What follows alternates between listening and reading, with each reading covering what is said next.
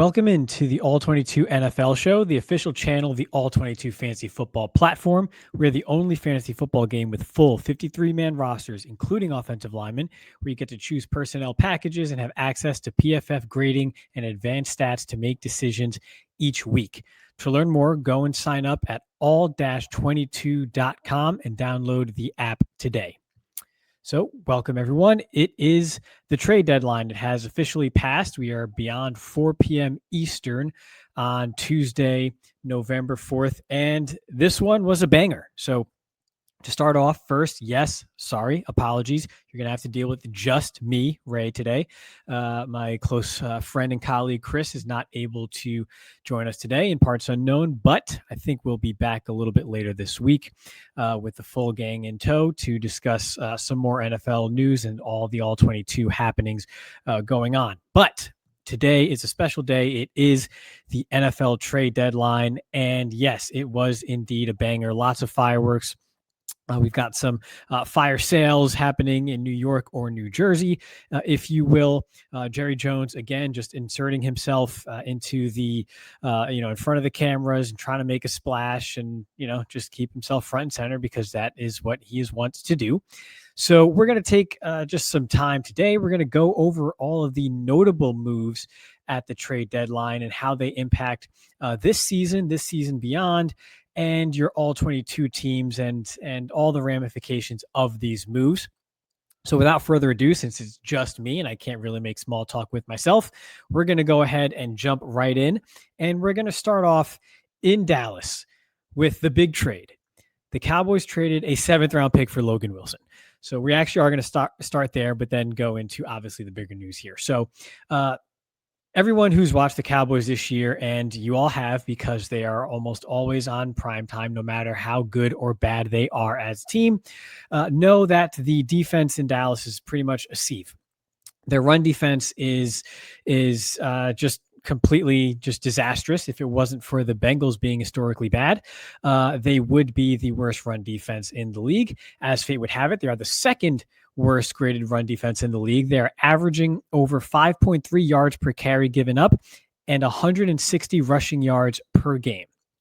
Now enter Logan Wilson, who's primarily a run-stopping linebacker. And when healthy, he's a relatively, average, slightly above average linebacker overall. But you look at his 2024 season before going down the final month of the year with a knee injury, he had a 90 run defense grade, which was close to the top of the league among all linebackers for the Cincinnati Bengals. So he really is just sort of a plug the gap type of linebacker there, playing the box, 6'2", 240 plus pounds. Really, that's what Dallas needs. But then again, Dallas needs pretty much everything on defense after trading away a Hall of Fame talented pass rusher there in Micah Parsons that covered up a lot of the warts on that defense that have now come to show front and center for all the issues that they had. Logan Wilson is a small step in the right direction to solidifying that run defense. The Kenneth Murray experiment has not worked out. Neither has a Jack Sanborn signing. Maris Leofau flashes at times, hasn't been the most consistent, but is still a young player with some upside, you would think. The Cowboys hope to get DeMarvion Overshown back, which would be a huge boost to their defense when he is fully healthy. But again, the main caveat there is when he's fully healthy. You don't want to rush a player like that back, especially in a season where you are currently 3-5-1. And really, this is kind of a throwaway year. So with Logan Wilson, you get a linebacker who can help solidify the run defense now, but also for the next couple years over there in Dallas, since he is under contract for a bit longer after the 2025 season. Cons? There really aren't any cons for this. I mean, it was a 7th round draft pick given up, so the compensation isn't much at all. And this leads into the Cowboys giving up a lot of compensation with their next move. So the Cowboys traded a 2027 first round pick, their 2027 first round pick, not the Packers, and a 2026 second round pick, and Mozzie Smith, for whoever cares about that, for Quinnen Williams from the New York Jets. Now, keeping with the theme of run defense here, Quinnen Williams is currently the highest graded run defender in the entire NFL at 90.8 for the season among all defensive interior players with the requisite number of snaps. He's got the most stops among defensive tackles in the league with 22, the highest stop percentage rate at 15.1%, and leads all defensive interiors with 2 forced fumbles. Now, the average depth of tackle in run defense for Quinnen Williams is 0.4 yards, which is top 10 in the NFL. So he is truly still a game wrecker when it comes to run defense. He just wreaks havoc over there in the interior of the line for your defense, which is something that Dallas hasn't had in years. They tried to shore that up with the draft pick of Mazi Smith a couple years ago, and that has just been a disaster and has not worked out at all. And we see the results of that this season and really the last few years, where even when their pass defense was making plays, the run defense was a massive weakness for the Cowboys.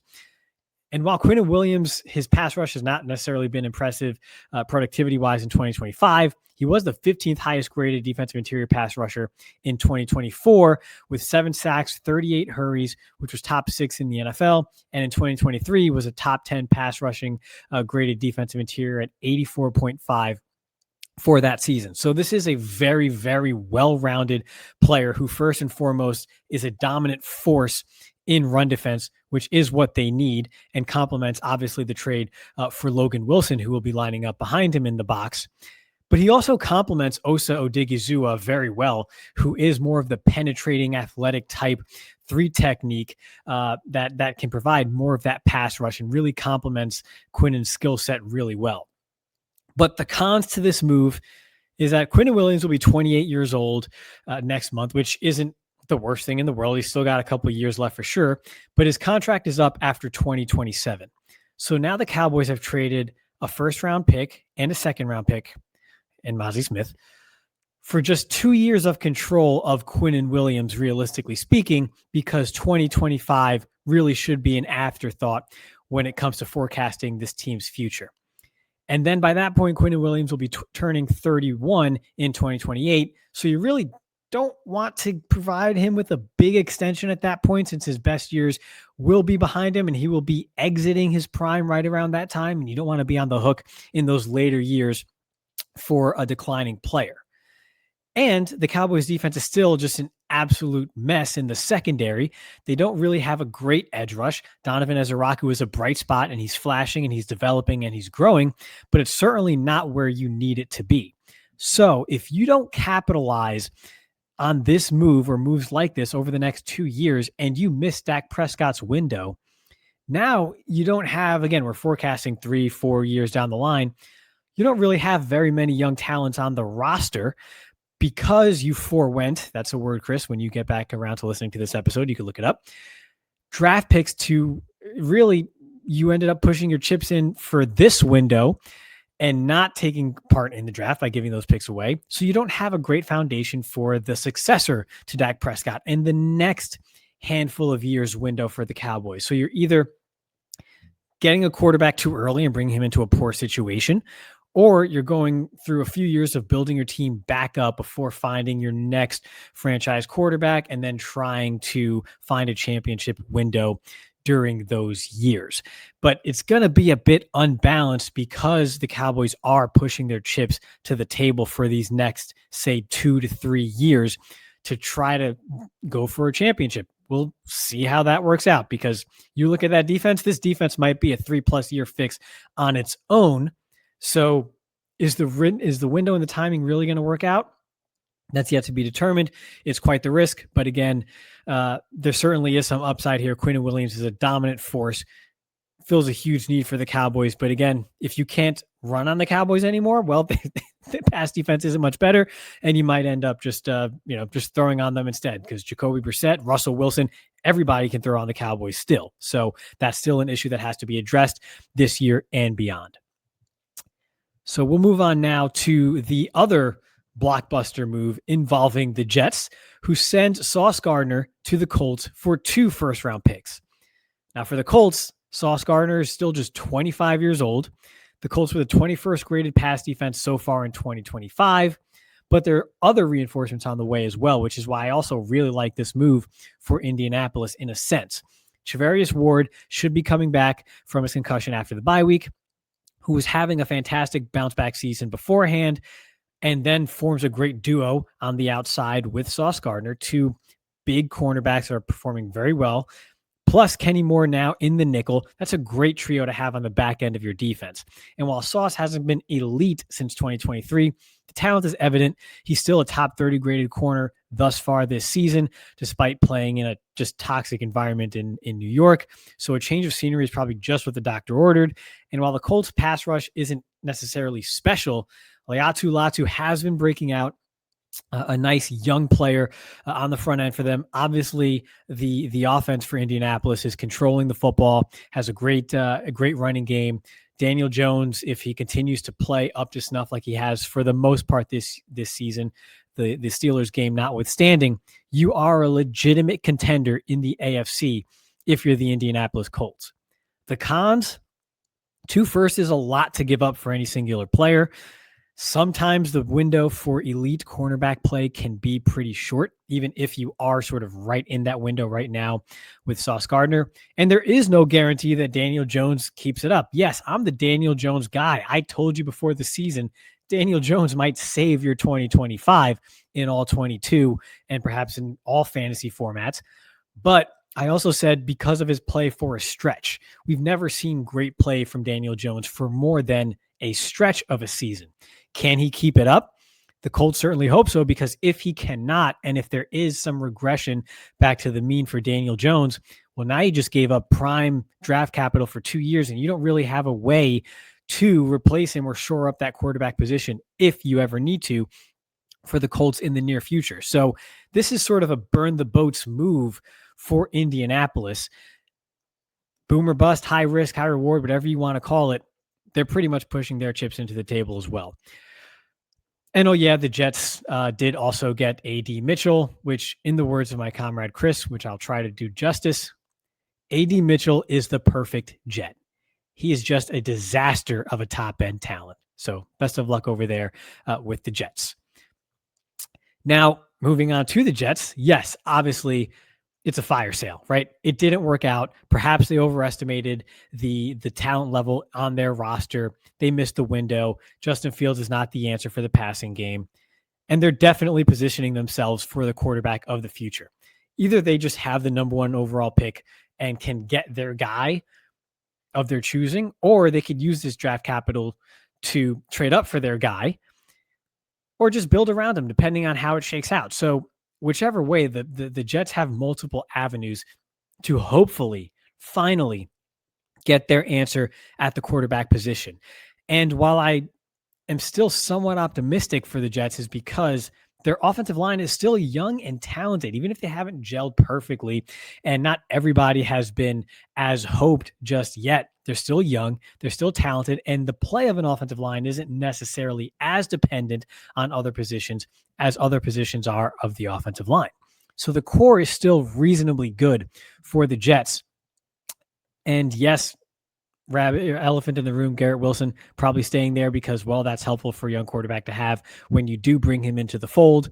So yeah, if you're a Garrett Wilson owner in any format, you're probably going to have to deal with just the suffrage of not having him paired with a great quarterback through the air at this point in time. But overall, for the Jets and for the next guy at that position who they bring in to try and turn their franchise around from the quarterback spot, that is very helpful to have. Defensively, I said the words again, fire sale. If you have one of their pass rushers in all 22, I'd probably trade them if someone still sort of values the name. It's just not going to be good for a bit. They underachieved as a whole and really missed their window on that side of the ball. So the build-up process begins for the Jets on the defensive side, because I do think, again, while the offense isn't great, the vision is there and the roadmap is clear for the offense. Really, you just have to hit on a quarterback, and the next thing you know, you have most of that problem solved. It's just all revolves around who's behind or under center. So yes, I know that's a big if. The Jets had 5 first-round picks in 2021 and 22, just like they will now have 5 first-round picks in 6 and 2027. Looking back at 2021 and 2022, they got Zach Wilson, Elijah Vera Tucker, Sauce Gardner, Garrett Wilson, and Jermaine Johnson with those 5 picks. You can realistically say you expect more, but if you were to hit on the quarterback, then that's a pretty darn good haul. You would have gotten a lockdown cornerback, a franchise quarterback, a pass rusher who was good but snake bitten by injuries, a fantastic wide receiver, and an offensive lineman, interior lineman with a lot of potential, but also has kind of been snake bitten a bit by some injuries and just inconsistencies as well. But realistically, it's a pretty good haul. So again, it all comes back to, can the Jets finally solve their problems at quarterback? You may be yelling that their problems go deeper than just finding a quarterback as an organization, and I'm not going to argue with you there. But as it stands today, they have a boatload of first-round picks over the next couple drafts and the ability to select their guy with a young, talented offensive line, a cornerstone wide receiver, and a defense that needs work, but you can fix that later. So moving on to some other notable trades, but not necessarily blockbusters, but one that I absolutely love. The Saints traded Rashid Shaheed to the Seattle Seahawks for 4th and 6th round picks. This is just a match made in heaven. Shaheed adds a speed element that really complements Jackson Smith-Njigba and that overall Seahawks offense that was just missing that element through the air. We mentioned in a previous episode recently that Sam Darnold was the number one passer in the NFL on 20-plus yard throws. And now this gives him a dynamic speed threat for those downfield throws. His meaning Shaheed's life, gets so much easier now because Seattle also has a really nice downhill run game, play action game stylistically. So he's going to have more opportunities to get behind the defense with the Seahawks, with the attention being paid to Smith-Njigba and that running game, as opposed to really just being in a wasteland in New Orleans. So this is a fantastic move for Shaheed. I got stock up on him. He's 93.5 graded receiver on 20-plus yard passes this year with a 31.5 yard ADOT. So again, this is a fantastic marriage for the downfield passing game of Sam Darnold and the Seahawks. Shaheed fits them like a glove. And for the Saints, you got some value for an upcoming free agent while you're still a ways away from competing and don't really have an answer at quarterback, it would seem. So there's really no downside to this move. You just got him for something as opposed to losing, or traded him away for something as opposed to losing him for nothing. So fantastic for the Seahawks. The Saints got a little something in return. It's a win-win for both sides. Stock up in every format for Rashid Shaheed. Things still looking up for Sam Darnold and everyone else in that Seahawks offense. I can't imagine Smith-Njigba being even more effective now with another weapon that fits him stylistically, but that's a possibility as well, that you see an even better version of Smith-Njigba for the second half of the season. Pretty straightforward, right? So moving on to the next deal with Jakobi Meyers going to the Jaguars. This one is also pretty simple, staying with wide receiver. Travis Hunter is now on injured reserve. The Jags needed another weapon. Brian Thomas Jr. has been struggling. Also looks like he has a high ankle sprain, has suffered a few injuries already this year in what's been a pretty disastrous season for him as well. Parker Washington, playing very admirably, is a target magnet who could really pepper the defense over the middle and such. But Jakobi Meyers gives the Jaguars a big target, 6'2", 200 pounds, much bigger target than Parker Washington for Trevor Lawrence and that offense to hopefully kind of keep things moving there. They needed reinforcements after losing Hunter and potentially Brian Thomas Jr. for the next few weeks as well. So hopefully they can keep that going there. And then looking at the Raiders side of the fence here, a lot of people are interested to see what might happen with Dante Thornton now after this move. But I think Jack Besh is still more likely to really fill the void that Jakobi Meyers left behind. I know everyone is tantalized by Thornton's speed, but not necessarily a complete player just yet, an X-only type of wide receiver at this point. And the Raiders are going to go tight end heavy anyway. Only three wide receivers ran routes for them this past week in Trey Tucker, Jakobi Meyers, and Tyler Lockett. So again, it's very likely that Jack Besh steps up into that void left by Meyers. But even so, I wouldn't necessarily consider him a noteworthy option until proven otherwise, especially with Brock Bowers back in the lineup and looking as he did this past weekend for the Raiders. We know how that offense is going to run. It's going to run through him, through the tight end position, and through the running game before heading out wide to the wide receivers. So wrapping it up, because again, we had a lot of moves here. Jaelen Phillips going to the Eagles for a 3rd-round pick. High risk-ish move for the Eagles because a 3rd-round pick is not an insignificant amount to give up for a player. I think that's actually exactly the wording that PFF might have used for that one. But but also, Jaelen Phillips' injury history just scares me. It scares me a lot. When you're talking about Achilles or knees, I mean, he had to medically retire in college. There's always an injury risk with Phillips. So there's a chance that it would not work out. However, he would be their most effective pass rusher so far this season. So the trade makes sense. They're in a contending window. They're going for it. They need pass rush help. It's a great move by Roseman if it works out. So again, it's a high upside swing. No reason for the Eagles not to take it. No reason for the Dolphins not to oblige based on how things are going out there. So another sort of win-win there, similar to the Saints and Seahawks moves. You got the perfect marriage there between contender and rebuilder, so to speak. Works out for both sides.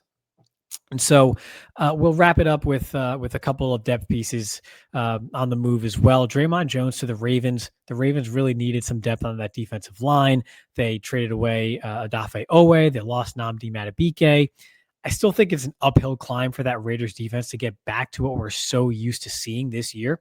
But it's a versatile piece for the back end of your rotation. I should say that DreMont Jones is a back end rotation piece for your All-22 team, likely more than that for the Ravens. But it doesn't really change the outlook of anyone around him. It doesn't make Roquan Smith's job any, so much easier that it changes his outlook week to week or anything like that, or fundamentally change how you perform or cover or play coverage on the back end of that defense for Baltimore as well. So decent acquisition, but not necessarily game changing. And then Joe Tryon-Shoyinka goes to Chicago for a 6th round pick. I mean, 1st round pick that can only be labeled as a bust at this point. I think he's only played 14 snaps this year. So there's not much to take away in any aspect, but it's a dart throw for a former 1st round pick. And NFL GMs love that. They love taking shots on guys like that because someone at some point in time thought that this player could play at a high level in the NFL. So why not just take a swing? Low risk 6th round pick. Totally get it. It makes all the sense in the world for the Bears. They could use the help if it hits, and if it doesn't, then really no big deal there. I think we just about covered all of the notable moves here. At least I did the best I could solo here. We'll await Chris's return in a couple of days.